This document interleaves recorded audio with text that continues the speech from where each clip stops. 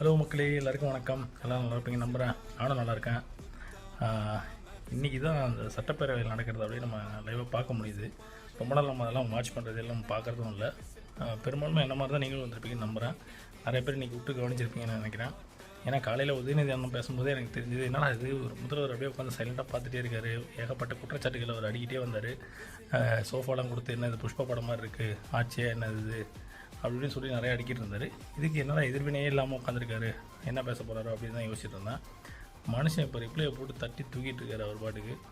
உண்மையாகவே இந்தளவுக்கு ஒரு அடியை டிஎம்கே எதிர்பார்த்துருக்க மாட்டாங்கன்னு தான் நினைக்கிறேன்.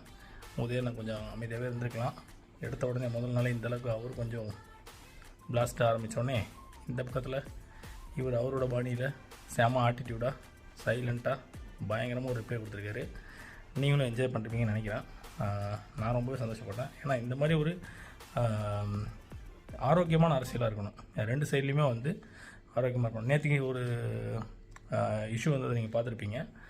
அந்த ஜோதிடர் வந்து இவர் அப்பாயின்ட் பண்ணுது. ஸோ அதெல்லாம் எதிர்க்கட்சிகளை எதிர்த்து பேசினோடனே, கூட்டணி கட்சிகளும் அதை எதிர்த்து பேசினோடனே அதை இன்றைக்கி ரிமூவ் பண்ணிட்டாங்க, வாபஸ் போயிட்டாங்க. ஸோ இந்த மாதிரி தான் இருக்கணும். அரசியலில் ஒரு ஆரோக்கியமாக எப்போவுமே இருக்கிறது ஒரு நல்லது தான். ரொம்ப நல்லாயிருக்கு. கூர்ந்து கவனிப்போம். தொடர்ந்து நீங்கள். நன்றி, வணக்கம்.